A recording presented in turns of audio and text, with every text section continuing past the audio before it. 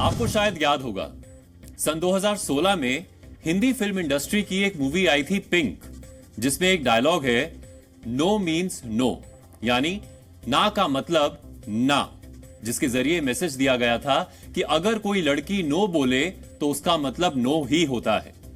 लेकिन हरियाणा सरकार या हरियाणा पुलिस अगर नो बोले तो जरूरी नहीं है कि इसका मतलब ना ही हो, क्योंकि हरियाणा पुलिस का नो मीन्स यस भी हो सकता है। और इसका उदाहरण आज हरियाणा के नूह में देखने को मिला है, जहां विश्व हिंदू परिषद ने 31 जुलाई को हिंसा के बाद अधूरी रह गई ब्रजमंडल यात्रा को पूरा किया। विश्व हिंदू परिषद और अन्य हिंदू संगठनों के साधु संतों ने नलेश्वर महादेव मंदिर में जलाभिषेक किया और यात्रा भी निकाली।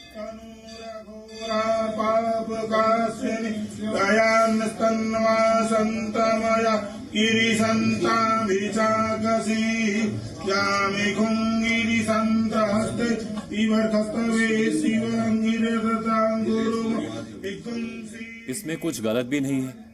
अगर हिंदू समाज अधूरी रह गई ब्रजमंडल यात्रा को पूरी करना चाहता था तो इसमें कोई बुराई नहीं है। लेकिन दिक्कत यह है कि हरियाणा सरकार और हरियाणा पुलिस दोनों ने इस यात्रा की इजाजत नहीं दी थी। लेकिन इजाजत ना देकर भी पुलिस और प्रशासन ने इस शोभा यात्रा को होने दिया और यह भी सुनिश्चित किया कि इस शोभा यात्रा में किसी तरह की कोई अव्यवस्था ना हो। तो सवाल यह है कि अगर शोभा यात्रा के दौरान गड़बड़ी या दोबारा हिंसा भड़कने की आशंका थी तो शोभा यात्रा क्यों होने दी गई? और अगर शोभा यात्रा के दौरान सुरक्षा और व्यवस्था के पूरे इंतजाम कर लिए गए थे तो इजाजत देने में दिक्कत क्या थी?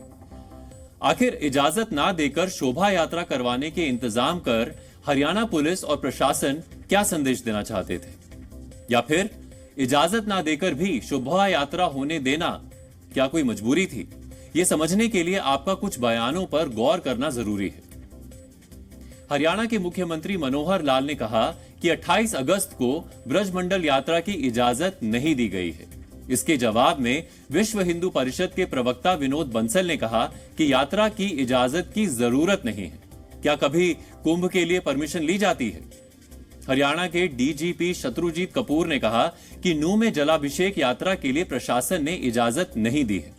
इस पर वीएचपी के नेता आलोक कुमार ने कहा कि सरकार इसलिए नहीं होती कि लोगों के धार्मिक कामकाज रोक सके। यानी एक तरह से वीएचपी ने चुनौती दी कि अगर हिम्मत है तो यात्रा रोककर दिखाएं। हरियाणा सरकार और पुलिस ने भी चुनौती को स्वीकार करने के बजाय सरेंडर कर दिया। इसके बाद आज न सिर्फ नूह के नलेश्वर मंदिर में वीएचपी और अन्य हिंदू संगठन के लोगों ने पूजा अर्चना की, बल्कि शोभा यात्रा भी निकाली, और वो भी बकायदा पुलिस की सुरक्षा में। खुद नूह के प्रशासन ने इस कार्यक्रम के आयोजन की जिम्मेदारी संभाली हुई थी। ऐसा लग रहा था मानो ब्रजमंडल यात्रा की मुख्य आयोजक खुद हरियाणा सरकार और पुलिस हो। वो अलग बात है कि वीएचपी और पुलिस प्रशासन बस में निकली शोभा यात्रा को शोभा यात्रा कहने को ही तैयार नहीं है। यानी तकनीकी तौर पर जिस शोभा यात्रा की इजाजत ही नहीं दी गई थी वो शोभा यात्रा निकली भी नहीं, लेकिन निकल भी गई। एक मेरा पहले एक घटना हुई, उसकी सावधानी रखने के लिए यात्रा के लिए बना गया है।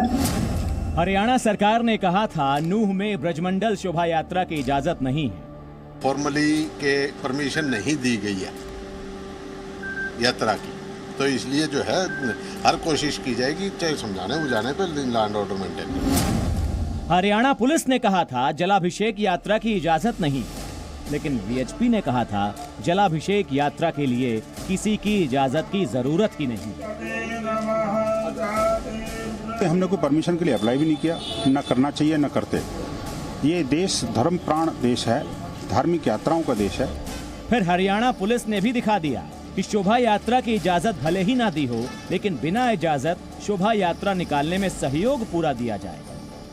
हमारा कोई बंदिश नहीं, हम लोग तो आए कि भाई हिंदुओं का जो है राइट है, जैसे मान ली धार्मिक यात्रा है और मंदिर में पूजा करने से कभी भी कहीं पर कोई रोक नहीं सकता है। हम लोग आए, आलोक जी वगैरह है, सभी हमारे प्रशासन और प्रशासन का भी पूर्ण सहयोग है। हम लोग तो उनका जो भी गाइडलाइन है उसका भी पालन करते हुए जो है यात्रा कर रहे हैं। रात में ही नूह जाने वाली सड़कों पर नाकाबंदी कर दी गई। सुबह सवेरे ही चप्पे चप्पे पर जवानों की तैनाती कर दी गई।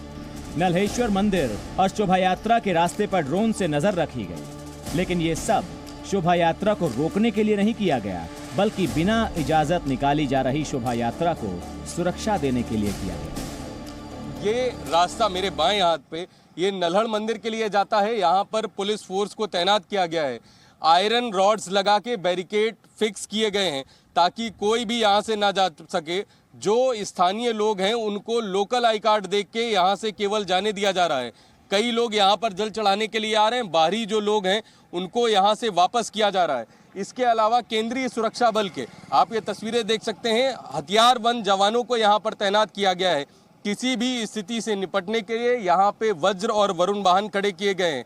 नल्हड़ मेडिकल कॉलेज के बाहर भी जो वहाँ की इंटरनल सिक्योरिटी है वो बढ़ाई गई है। फिलहाल किसी भी तरीके के मूवमेंट को यहाँ पर जो है वो नहीं होने दिया जा रहा है। प्रशासन के तमाम आला अधिकारी लगातार यहाँ पर चक्कर लगा रहे हैं। कोई भी एंट्री, कोई भी अनआइडेंटिफाई व्यक्ति यहाँ से प्रवेश नहीं कर पाएगा। प्रशासन लगातार अलर्ट मोड पे है और यहाँ पर खड़े हुए पुलिस जवान जो हैं वो भी किसी भी व्यक्ति को अंदर एंट्री नहीं करने दे रहे। तो जब शोभा यात्रा को रोकने का मन ही नहीं था तो दे देते इजाजत, कौन मना कर रहा था? और अगर इजाजत देने से इनकार कर ही दिया था तो कम से कम खुद शोभा यात्रा के मुख्य आयोजक की तरह बर्ताव तो ना करते। इजाजत भी नहीं दी और शोभा यात्रा की सुरक्षा के इंतजाम भी कर दिए। इजाजत भी नहीं दी और शोभा यात्रा निकालने वालों के लिए बस भी खुद मंगवा दी। मतलब करना था इनकार, मगर इकरार उन्हीं से करवाया। कहाँ जा रहे हैं आप लोग? नल्हड़ महादेव जी के दर्शन करने। पुलिस की सुरक्षा में जा रहे हैं आप लोग? जैसे भी बाबा बुलाए वैसे जा रहे हैं। क्या कहेंगे? नल्हड़ेश्वर मंदिर। यहाँ पर आप देख सकते हैं कि अभी पुलिस के सुरक्षा में यहाँ पर 5 गाड़ियाँ गई हैं, जिसमें लगभग 100 से अधिक लोग हैं और उन सभी को नल्हड़ेश्वर महादेव मंदिर पुलिस की सुरक्षा में लेके जाया गया है। यहाँ पर गाड़ियाँ अंदर गई हैं। अभी फिलहाल जो यहाँ पर तस्वीरें देखने को मिल रही हैं, शायद प्रशासन से बातचीत होने के बाद कुछ लोगों को यहाँ पर जलाभिषेक करने की अनुमति दी गई है या प्रशासन से क्या बातचीत हुई है ये कहना बहुत मुश्किल है। शायद हरियाणा पुलिस को भी पता था कि वो इजाजत दे या ना दे, शोभा यात्रा को रोकना उनके बस की बात नहीं, इसीलिए शायद उसने हिंदू संगठनों से पंगा लेने के बजाय शोभा यात्रा को हो जाने देना ही बेहतर समझा। लेकिन हिंदू संगठन हरियाणा पुलिस का शुक्रिया करने के बजाय लानत ही भेज रहे।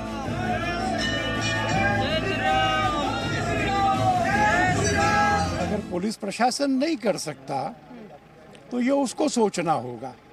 आज जितनी पुलिस इन संतों को रोकने के लिए लगाई है, जहलदार जी को रोकने के लिए लगाई है, इससे आधी पुलिस उस दिन लगाई होती तो दंगा नहीं होता। एक मिनट सुनो, मैं ये कहना चाहता हूँ, जो शांति से धार्मिक काम कर रहे हैं और जो हमला कर रहे हैं वो दोनों एक प्लेन पे नहीं है।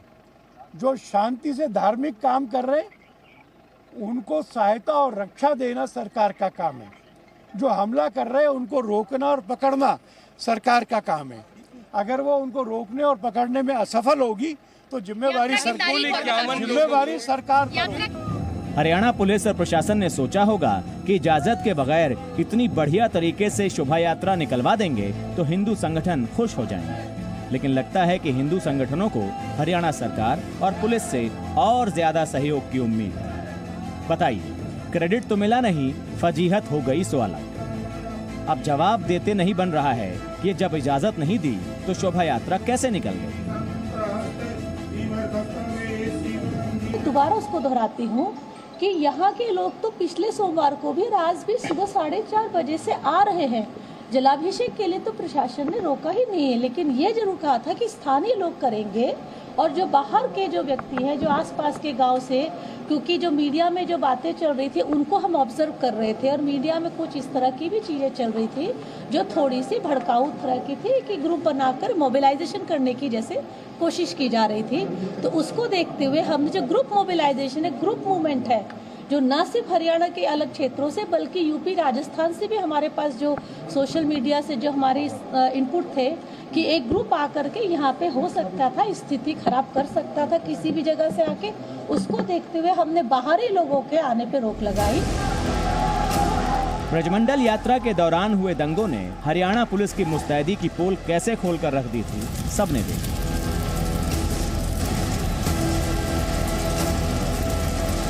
जब हजारों श्रद्धालुओं की भीड़ की सुरक्षा को ताक पर रख दिया गया। काश हरियाणा पुलिस ने इतनी मुस्तैदी तब दिखाई होती तो ये नौबत आई ही नहीं। बाकी जो है सो है।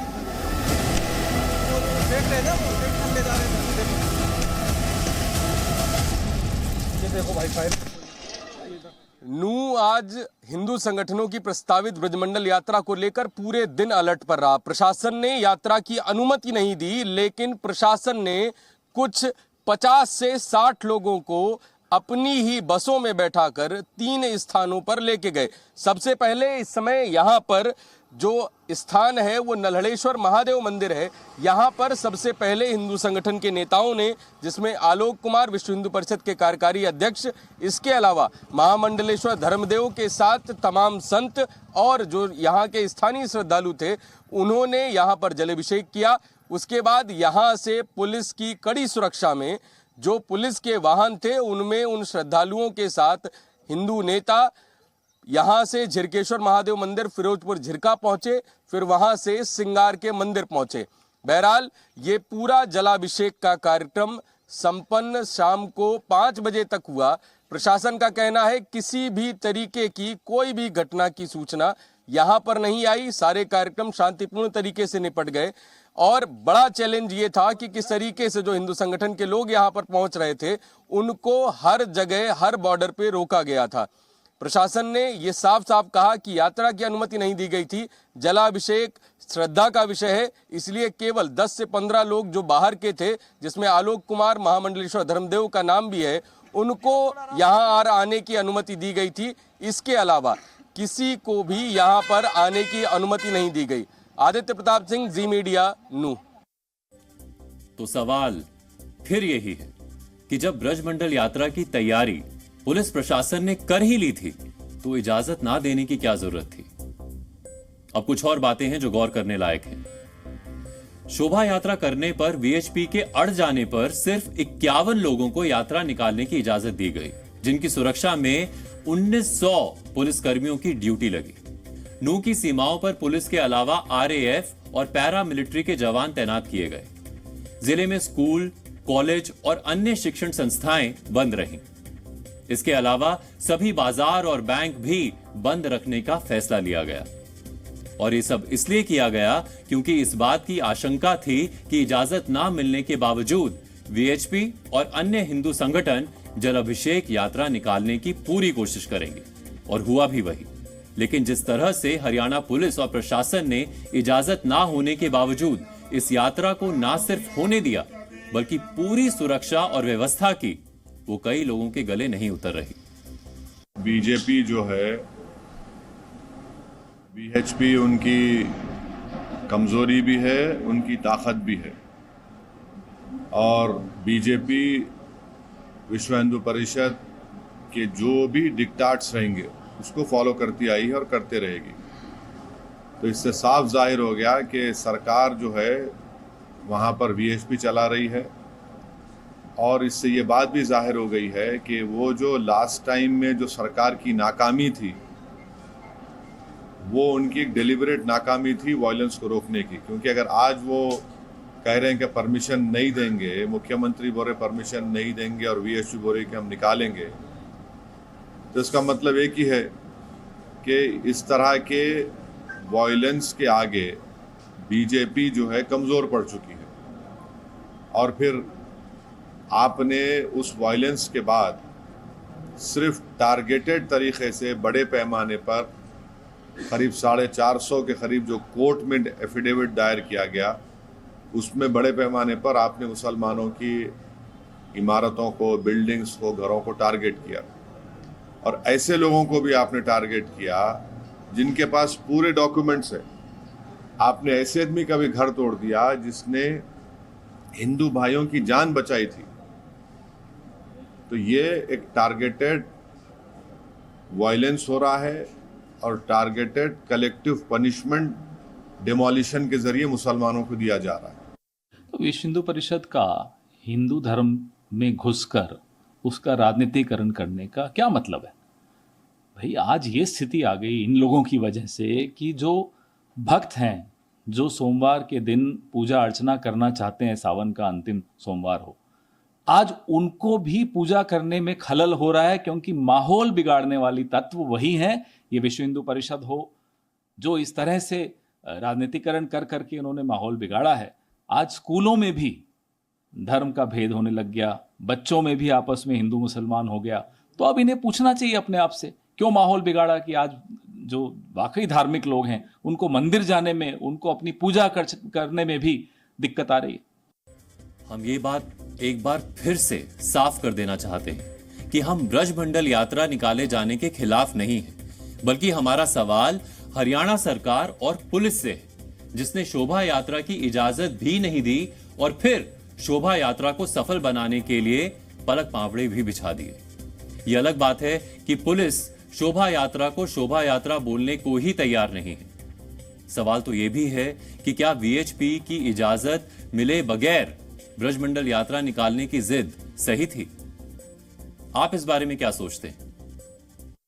पहली बात तो ये कि हिंदुस्तान में हिंदू का कोई यदि धार्मिक यात्रा निकल रहा है तो उस पर किसी तरह का प्रतिबंध नहीं लगाना चाहिए। लेकिन सरकार ने यदि प्रतिबंध लगा दिया और उसके बावजूद उस संगठन ने यदि अपने मन मर्जी के मुताबिक यदि वो संचालन किया और यात्रा निकाला है, तो मुझे लगता है कि स्टेट गवर्नमेंट के ऊपर बहुत बड़ा ये सवालिया निशान है। क्या वो फेल्योर है, वो डर रही है, या जानबूझ के पिछले दरवाजे ऐसे बातों को हवा देना चाहती है जो आने वाले चुनावी रणनीति का एक हिस्सा है और उसमें वो हवा दे और उस पर काम करे। यात्रा निकलेगी, अगर लोग ही नहीं आएंगे, आपने इतनी फोर्स लगाई हुई है, तो फिर उस यात्रा का मायना ही क्या हुआ? ये तो ऐसे डर डर के, ऐसे कि एक जबरदस्ती वाली बात है कि हमने यात्रा निकाली है। लेकिन चाहिए था कि गवर्नमेंट को कि आप खुली आज़ादी दो, जिसने आना है आए। सावन मास का आज आखिरी सोमवार है, तो अगर उसी पक्ष में निकला है तो शांतिपूर्वक निकला है, तो उसमें कोई किसी को कोई ऐतराज नहीं होना चाहिए। अगर उन्होंने अनुमति नहीं दी है, परमिशन नहीं दी है, तो फिर भी अच्छे तरीके शांतिपूर्ण निकले तो उसका स्वागत करना चाहिए। बहुत अच्छी बात है ये अगर यात्रा निकली है। नॉर्मली कोई इवेंट्स होते हैं, कुछ होते हैं, उनके लिए परमिशन जायज़ है, ठीक है, मगर भगवान के काम के लिए अगर परमिशन नहीं भी लिया और उन्होंने भगवान के लिए आस्था देखते हुए ये काम किया, तो मेरा मानना है कि इसमें कोई गड़बड़ नहीं है, कोई गलती नहीं है। तो मुझे लगता है मेरे ओपिनियन से ठीक है। आज हमने प्रत्यक्ष रूप में यहाँ देख लिया कि यात्रा, हम अपने मंदिरों में भी यात्रा नहीं कर सकते, जलाभिषेक करने में भी इतनी दिक्कत है, प्रशासन रोक रहा है, आम नागरिकों को भी जाने की अनुमति नहीं मिल रही। हमने जीर मंदिर में भी देखा, आम भक्तों को भी आने जाने में बहुत दिक्कत का सामना करना पड़ रहा है। ये कोई यात्रा नहीं है जी, बहुत कठिनाई हो रही है। एज आप देखो कि रिस्पॉन्सिबल सिटीज़न, अगर एडमिनिस्ट्रेशन ने आपको ऐसी रैली निकालने के लिए या कोई भी ऐसा कम्युनल एजेंडा अपना निकालने के लिए मना किया है, तो एज अ रिस्पॉन्सिबल सिटीज़न हमें उस चीज़ से गुरेज करना चाहिए। जलाभिषेक करना किसी भी श्रद्धालु का अधिकार होता है, इसमें अनुमति की भी कोई आवश्यकता नहीं होती। जिसको मंदिरों में जलाभिषेक करना है, आज सोमवार है, श्रावण का आखिरी दिन है, आखिरी सोमवार है, अब जिनकी श्रद्धा है, अब वो मंदिर में जाएंगे, जलाभिषेक करेंगे। इसमें सरकार की अनुमति की कोई आवश्यकता मैं समझता हूँ थी नहीं।